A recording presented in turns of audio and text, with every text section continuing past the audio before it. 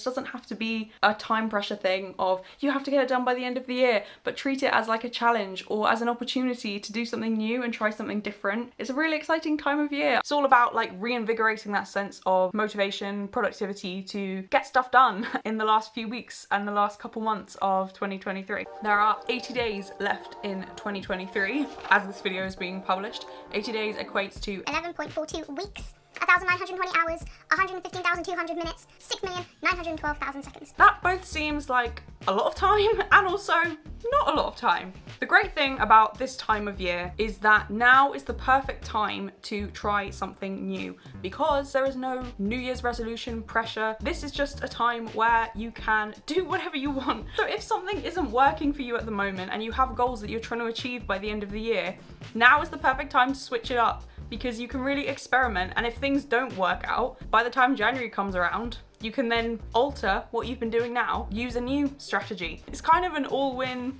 situation at the moment. You have the rest of October, you have November, and you have December to take a risk and try something new. And then if it doesn't work out, you can abandon it in January or just start again. By starting now, it means you will have something to work with by the time January comes around. You can think, okay, I tried this for a few months, it didn't work. What can I do instead? Now I can try something different. If you view it like that, there's really no pressure. There is the time pressure if you think that you want to get something specific done by the end of the year, but I'm trying to show you that there is also a freedom in this time of the year. It's not just to do with like, oh, I've only got 11 weeks until 2024, so I need to get this done now if I want it to be done by 2023. It's not to do with that. There is a freedom that comes with this time of year. Don't be afraid to fail. And this is like its own topic. Because there is so much to say about failure, and it's often that it's so much scarier in our heads. We can build things up and make them seem a lot worse than they actually are. I think that really failure doesn't exist. At least this is what I choose to believe for me. Yes, there are some situations, if you look at numbers, data, you can see, oh yes, maybe that was a failure. Say you set yourself a goal to go running 5 times a week, and then you didn't do that. You only went 3 times a week. You could technically say you failed, but I don't find it helpful, one, to view it like that. I also don't think that that number tells the whole story, because let's say you didn't feel like going on any of those runs. The fact that you went 3 times then, even if it wasn't the 5 times that you planned, the 3 times is still amazing. And that number, run 5 times a week, that's not including the distance.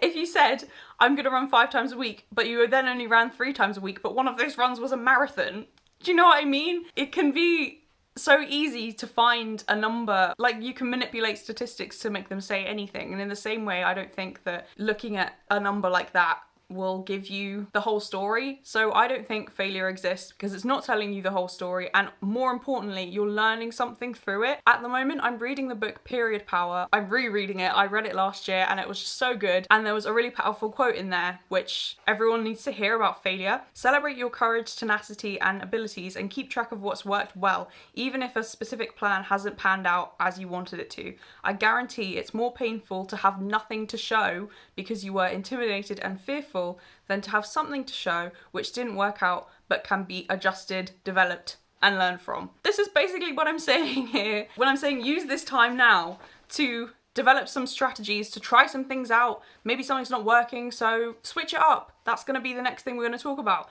Now is the perfect time, and failure isn't real. You are saying that you're not going to start like your own YouTube channel, or you're not going to start going to the gym, or you're not going to start learning how to cook because you're worried that things will be bad, or you're worried to fail. And it does feel bad if we're bad at something, but it's going to feel worse if you don't act on whatever that thing is that you feel called to do. If you feel like, I really want to start a YouTube channel, but I'm really scared. And yeah, it can be a scary thing. There is a lot to learn. There are lots of different elements, but you can reframe that unease, that fearfulness, into curiosity and excitement, and think, oh wow, this is going to be such a huge learning experience. I'm going to learn so much. And particularly with starting a YouTube channel, it's going to affect you and help you grow as a person in ways that you're not even going to be able to anticipate before you've started. So if it is something you're thinking about doing, I really encourage you to start. I started my YouTube channel around this time of year last year. It was on the 23rd of October, I think, that I posted my first video. This is the perfect time time of year for that. Just have a go. And if by January you've posted a few videos, maybe you say I'm going to post 1 video a week or 2 videos a week, and if by January you think this isn't for me, I don't enjoy this,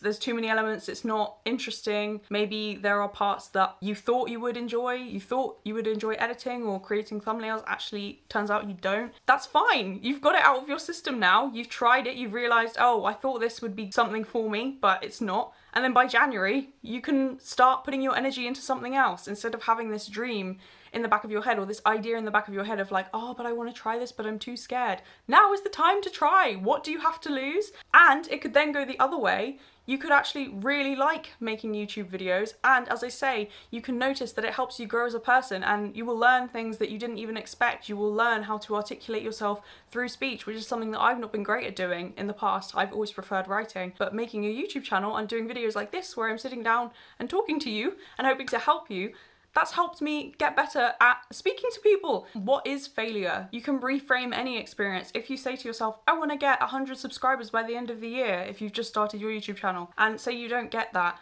but you get 50, I wouldn't say that's a failure because you still got partway to your goal and you're still committed to the goal. It's not about using what you have or haven't achieved to beat yourself up and say you're not good enough or I failed at this.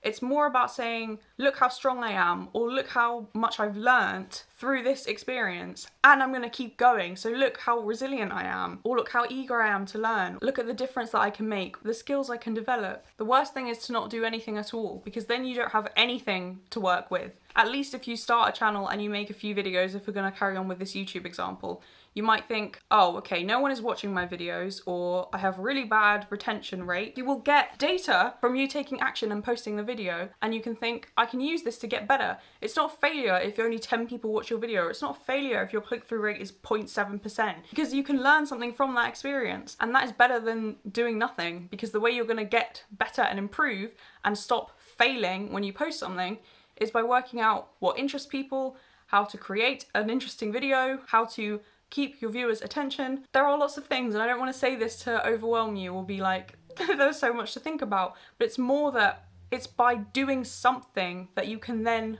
get better. It's not about using those numbers and looking at them and thinking, oh, I'm such a failure. No, you can do something with that. The fact that you're brave enough to try something, you can then work through that, use that to get better. The worst thing you can do is to do nothing, because then you don't have anything, and all you've got is, like I said, this dream just sat in the back of your head, and you're maybe always going to regret it.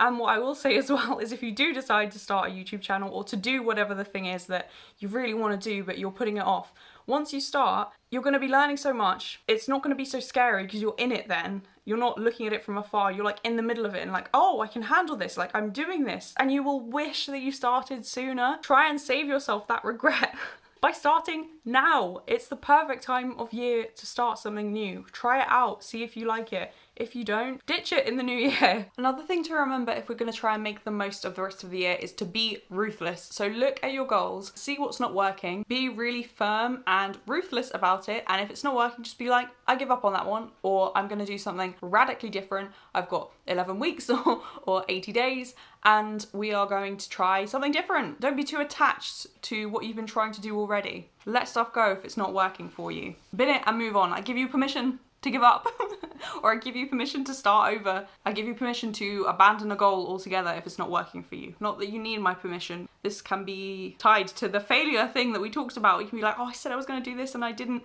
But I think you will know there is a difference between saying you're going to do something and then being flaky about it and not doing it, and maybe saying you're going to do something and then trying to do it and realize, actually, this isn't what I thought it was going to be, or this isn't what I want, this isn't going to get me closer to my ideal self or to the person that I want to be. I thought it would. I thought I'd like going to the gym, or I thought I'd like taking yoga classes. I thought I would like doing more non-fiction reading. Whatever it is that you're trying to do, if it doesn't feel like it's serving you and you feel like there's some resistance and it's not working for you, even if it works for other people and other people rave about it, even if that's the case, if it's not working for you, don't do it. Stop doing that, and instead put all of that energy you have, that determination that you're putting into trying to make this habit, whatever it is, to make this thing work for you, put that energy instead into a goal that is going to serve you, that is going to work for you. Everyone has a different path. Some people say that yoga completely transformed their mental health. Some people will say the same thing about running or about walking or about deep breathing. Some people will say it's CBT that's helped them. Everyone has a different path or a different thing that is effective for them. Yes, by all means, try these different things that people say have worked for them. The same way, if your friend, your sister, your cousin, if this person recommends you a good book outside of like mental health stuff, but just like reading this really great series, you might be like, oh cool, I want to read it because I value this person's opinion and they say it's really good. You might try reading that and be like, oh, that's not for me. And that's not any kind of value judgment about you. Like, that doesn't mean you're a bad person just because this thing wasn't for you. It just meant, oh, this book, that's not for me. They liked this, but I'm different and I didn't like that. I'm sure there would be a book that I would recommend to them that they would have no interest in. Try and have that same attitude when it comes to your goals. And it's hard because there is more investment in the goals because we're doing a certain thing because we want a certain outcome, whether it's you want to feel more mentally grounded, like I talked about with the running or the yoga or deep breathing, whatever people say helps them with their mental health, or you want to be more intellectual, you know, so you're trying to do non-fiction reading or trying to follow politics, but try and have the same attitude, that carefree attitude of, oh, if someone recommends you a book and you don't like it, that doesn't mean that you don't like them. It doesn't mean that you're a bad person because you didn't like the book. Like, you would think that it was ridiculous if someone said, oh, you didn't like that, then you're a bad friend or whatever. Like, that's very silly. And yet we can sometimes try and force ourselves to carry on with certain habits because we hear from other people how great they are. But if it's not working for you, don't do it. So be ruthless. This is the time to reevaluate, reassess where you're at. Is there something that you're doing because you hoped that it would work for you, but it's just not? You started going to the gym or you started waking up earlier, but you're like, actually, it's just not me to be waking up at 6 a.m. I see all these videos or I see all these people, my friends talk about getting up really early to have a few hours before work to get stuff done or go for a run. Or people talk about how great it is, but it's not great for me. Okay, then don't do it. Don't force yourself into a mold that's not meant for you.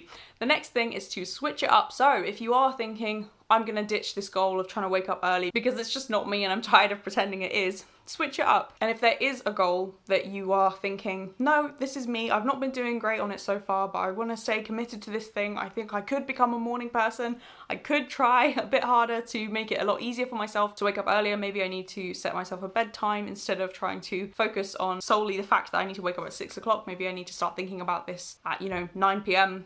the day before instead of just trying to wake up earlier and force myself to do that. Switch it up if that is the case. If you've decided you want to carry on going with whatever habits or whatever goals that you have, you're like, I want to keep going with this, but it's not been working so far. What can you do? I have a few ideas, a few suggestions. First of all, how do you keep track of your goals? Can you change that? So, do you use an app on your phone? Do you have some kind of spreadsheet or some kind of Word document on your laptop that you use to keep track of things? Do you keep track of things on paper? That's my preferred method. I like writing things out. I have a star chart habit tracker where I give myself a gold star if I've done all the habits that I've planned to do that day. Maybe you could try doing something different. If what you're doing now isn't working, maybe you're forgetting to journal or you're forgetting to fill in your spreadsheet or you're forgetting to do your habit tracker and that is holding you back, try something new. There are so many templates on Canva if you want to find yourself a weekly planner, a daily planner. I'm thinking about buying myself one. You can get like pucker pad desk planners. I'm looking at doing that. I made a new vision board for the season because I thought that would help motivate me. And it has. There are already some things on my vision board that are happening right now, which is just so exciting. But think about how you can switch it up. How can you give yourself a bit more motivation? And on that note of how can you switch it up and give yourself more motivation, I decided I was going to switch it up by doing some new planners that I made on Canva. I've got a weekly planner here and I've got an end of 2023 planner. I'm also thinking this could maybe be my content calendar.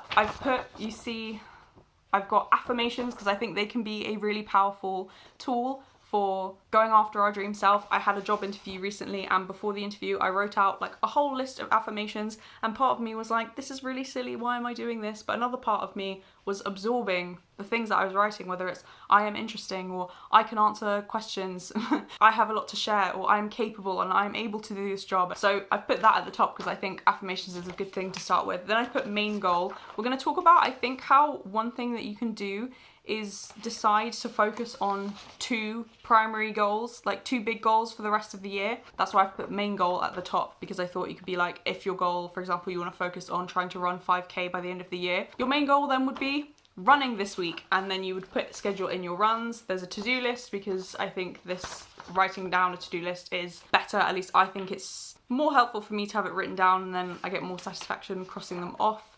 I've put an inspiring quote on there.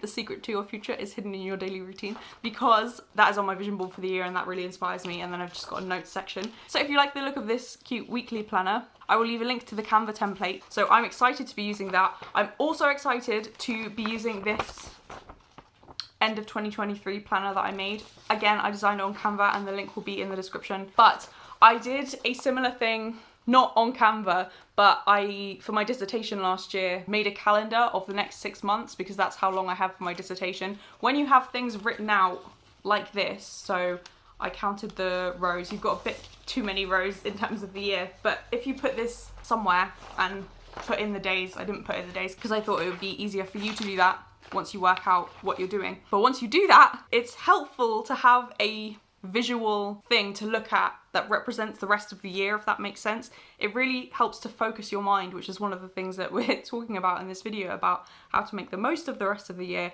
It really gives you a visual of, okay, this is how many days are left in the year and what you want to get done where. This can be a very helpful tool for you. Okay, so I mentioned that we are going to pick 2 goals to focus on, because we could have a lot that we want to accomplish and it might not happen, and we've only got a limited time. We went through the times at the beginning. We're nearly at the end of the year, so if you want to see some real progress, pick 2 goals that you're going to focus on, and then you can start filling in the weekly tracker. I'm so excited to use this. I'm going to fill in an example for you. One of my goals is to do more running. And unfortunately for me, I have this problem with my foot, which had been a problem, but it wasn't so big of a problem. But then it suddenly became a problem because it meant that I couldn't run. So my main goal is running, but at the moment I can't actually do running because of my foot. But what I am doing instead is I'm doing all of the exercises from the physio. So I need to be doing those things every day. But let's say I could be doing running, then I would be putting in my runs on this thing. If we're filling in affirmations, right, I think a good one in terms of like self-care, which we're also going to talk about, is I am worth taking care of. That can remind yourself that you are worth taking care of. So you see? That is just an example of how you can use this, and I'm going to stick that on my wardrobe.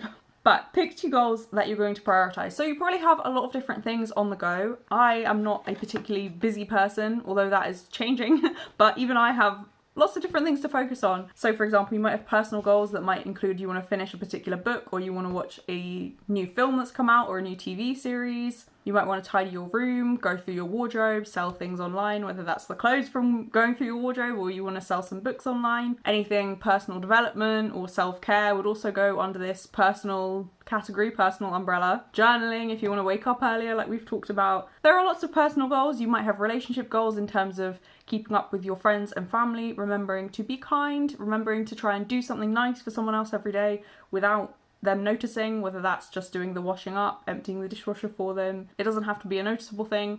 The small things are important. Talk all about the little things on this channel. Then you'll have work goals. So for me, I'm treating YouTube as a job now because I have to, because I've also got other jobs. So I've got some freelance work to be doing. I've got my other job starting in a couple of weeks. I need to be organized, and YouTube definitely now comes under the umbrella of work because it's doing something that is taking me away from my freelance work. So I really need to treat it like a job and be very deliberate about it. Fitness and health can be another umbrella, whether that's you want to eat more vegetables, you want to get a pedometer and track your steps, you want to do running or go to the gym, you want to start cooking for yourself at home, you want to fix your sleep. Sorry, I thought I could see a spider. Do some stretching. For me, it's going to be the physio exercises. And then I've also got a category, recovery and spirituality, because that is very important to me. So that's prayer, connection, steps, sponsor, reading, gratitude. Gratitude is so important. We're going to talk about that later. Pick which goals to prioritize. What do you think you can get done in the next few months? And you can probably do more than you're thinking. So I think you probably could, if you started training now, run a 5k by the end of the year if that's what you really wanted to do. The Couch to 5K app is really good. The book Jog On by Bella Mackie is really encouraging. I reread that and that encouraged me to start running. My short-lived restart of running. Pick something either established, maybe you've been wanting to go to the gym or wanting to start running, so something you've been thinking about, maybe you've been wanting to start a YouTube channel, do it. I really recommend that you do it. Or just pick something random. Maybe you've never thought about running, but as I say, maybe just think, I am going to try and run a 5K. There is something really nice about not overthinking things. Don't think too much about it. Just start taking action. So start filming clips for your YouTube videos, even if you don't know what it's going to be yet. Like, I give you permission to do really messy, all over the place YouTube videos. It doesn't have to be this meticulously planned out thing, particularly at the beginning. Taking the action is the most important thing. Being like, I am going to do a YouTube video about autumn, or a YouTube video about journaling, or a YouTube video about what I eat in a day. Like, whatever it is that you feel like you want to talk about, start making that thing, start taking the action. This is a time where you can experiment and just be like, I'm going to do this for the next 11 weeks, for the next couple months, just until the end of the year, and see what I can get done. Treat it like an experiment. Be curious about it. I think as well as these more experimental goals, if you're going to try something completely different that you'd not thought of doing, I think also celebrate your successes.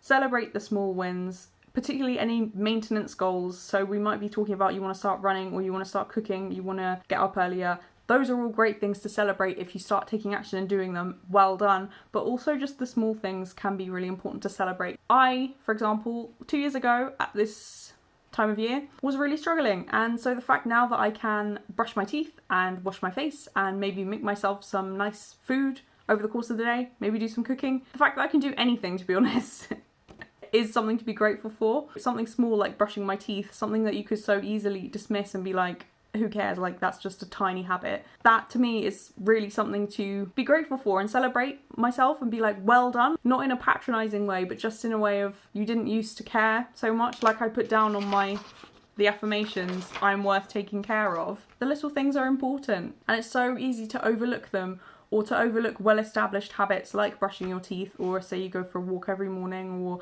you make yourself a cup of tea, or you make yourself a nice breakfast, and you always do that, and you take time for yourself in the morning. It's easy to overlook that if that's just something automatic that you do now, but be sure to celebrate that and congratulate yourself for that, because it's important. If we're talking about how to make the most of the rest of the year, make the most of 2023 before we get into 2024, it's important to address our mindset, and clearly we've talked about parts of this throughout the video so far, but I wanted to do a whole section dedicated to this. Like we've been talking about, get focused, get very clear and very determined about what it is that you want to achieve this year. But I also want to say, you don't have to get caught up in the time urgency side of it. Don't let that carry you away or start acting out of fear. Let it motivate you. So we talked about failure and how you can use this time at the end of the year to kind of test things out, and you don't have to get attached to it by saying, this is going to be my New Year's resolution, and then feeling bad because you failed about it. And in that same experimental, not too much riding on this that I'm going to be crushed if I don't achieve my goals.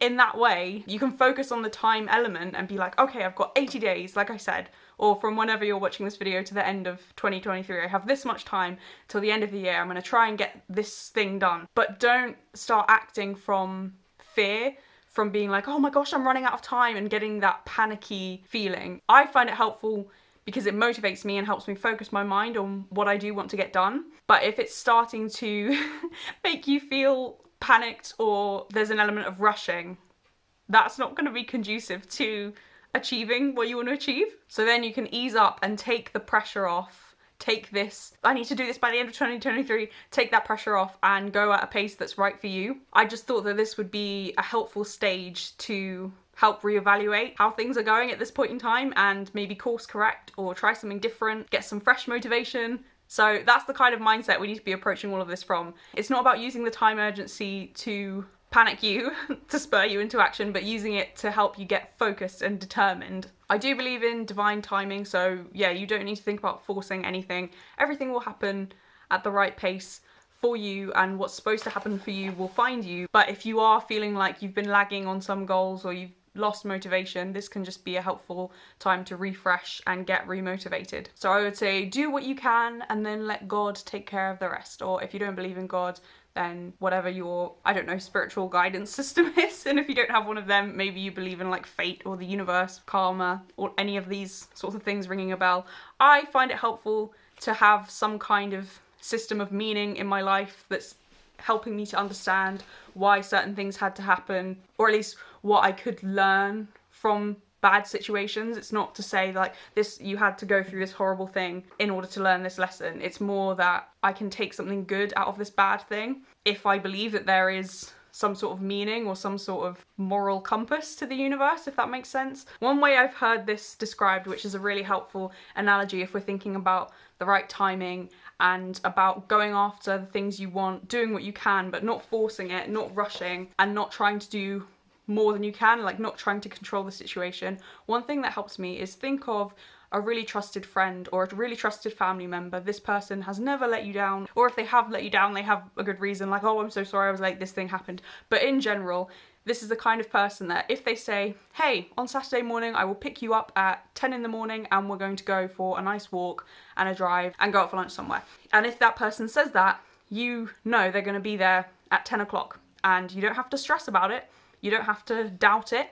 You know they're going to show up. So what would you do on that morning? You would make sure that you were ready in time for 10 o'clock. When it was getting towards 10 o'clock, you'd be like, right, I'm going to put my shoes on.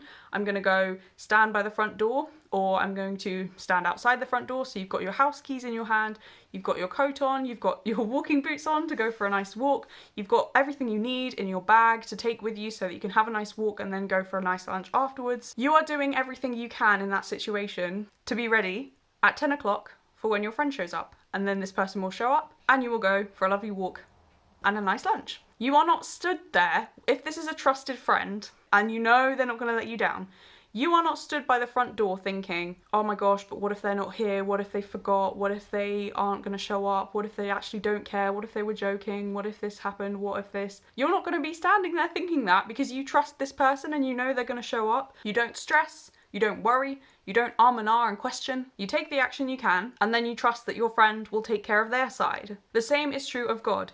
You take the action you can, and then you hand the rest to God. There's a phrase that a lot of people I know use, which is let go and let God. If you like little punchy aphorisms like that, that can be a helpful one to remember. Linked to this, I think, is to move with gratitude and move with grace. You don't have to be rushing around. Gratitude means that you already have something. So be grateful for what you have, and then you will notice you get more. Either because you are noticing all these little things to be grateful for, or just because having that grateful, abundance-based mindset means that you attract good things into your life because you're not holding on to anything, you're not acting out of fear, you're not always focused on what you don't have and on the lack. You're always focused on the amazing things that you have and the plentiful things that you have, because if you were to actually sit down, I mean, I'm sat here right now looking around my room. If I were to, every time I wrote my gratitude list, write down every single thing that I can see right now, it would take me a very long time. And yet, a lot of these things,